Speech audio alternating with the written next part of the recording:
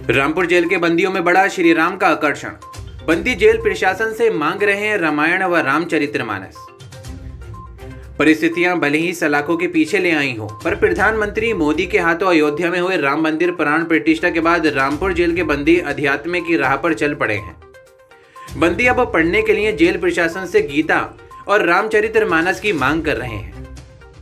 उधर जेल के पुस्तकालय में जमाने से रखी रामचरितमानस भगवत गीता पर चढ़ी धूल अब साफ हो गई है। जेल का माहौल भी 22 जनवरी के बाद से काफी बदल गया है। बंदी और कैदियों में सोच में, रहन सहन और मिजाज में काफी बदलाव आया है और अब ज्यादातर बंदी और कैदी अच्छी राह पर चलने की सोच रहे हैं और बुराई से बचने का संकल्प ले रहे हैं। अच्छी उपन्यास किसी प्रभावशाली व्यक्ति की जीवनी ज्ञान पर कहानियों के अध्ययन से मानव के व्यक्ति में निखार लाया जा सकता है। इतना ही नहीं, अच्छे और मनोरंजन पुस्तक परेशानी, थकान और चिंता भी दूर करती हैं। व्यक्ति के सोचने समझने का दायरा भी बढ़ता है। देखिए, जिला कारागार रामपुर में राम मंदिर जब उद्घाटन हुआ था अयोध्या जी में, तो यहाँ पर भी उसको कार्यक्रम को काफ़ी अच्छे तरीके से मनाया गया था और बंदियों ने उसमें काफ़ी उत्साह से उसमें प्रतिभाग भी किया था। हवन पूजन का और सुंदरकांड का पाठ वगैरह ये सब कारागार के अंदर बंदियों ने किया था और कारागार प्रशासन ने भी उनके लिए अच्छी व्यवस्था की थी।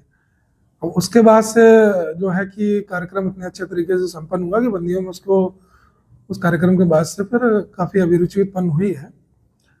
धार्मिक प्रवृत्तियाँ लोगों में बढ़ी हैं और वो ये चाह रहे हैं कि इस तरीके की जो पठन पाठन का जो कार्यक्रम जो हम लोग दिन विशेष पर उस दिन हुआ था, उसके बाद उसको सतत रूप से निरंतर इसको चलाया जाए।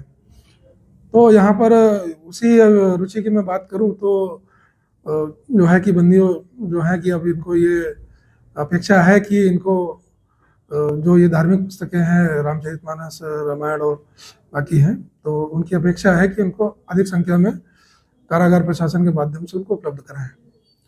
तो रुचि के नाते मैं कहूँ तो मंदिर पे प्रतिदिन वहाँ पर जो है कि इसका पाठ भी कुछ बंदी करते हैं और काफ़ी लोग उसमें संख्या में भाग भी लेते हैं।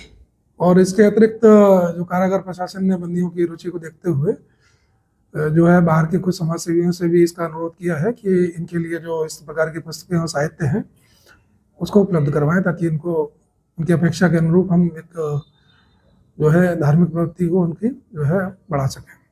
सर, कुछ बंदियों में बदलाव भी आया है जो यहाँ से छूटने के बाद में उन्होंने अपना रास्ता ईमानदारी का चुना है, इसमें कभी कुछ सुनने में आया है?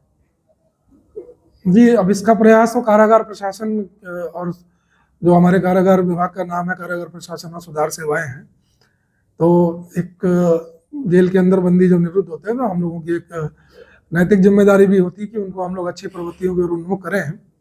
तो जो जिस तरह का बंदी होता है वो जिस तरह की सुधार की उसमें संभावना होती है, तो कारागार प्रशासन उसको सारे साधन उपलब्ध कराने का प्रयास करता है।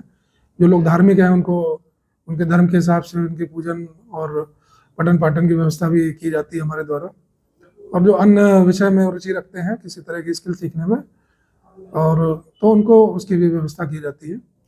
ओवरऑल उद्देश्य यही रहता है कि जो बंदी यहाँ रहें वो जितने भी समय रहें अच्छे ढंग से रहें और उनके अंदर अगर अच्छी प्रवृत्तियों का विकास हो सके तो ये कारागार जो है प्रशासन का हमेशा उद्देश्य रहता है।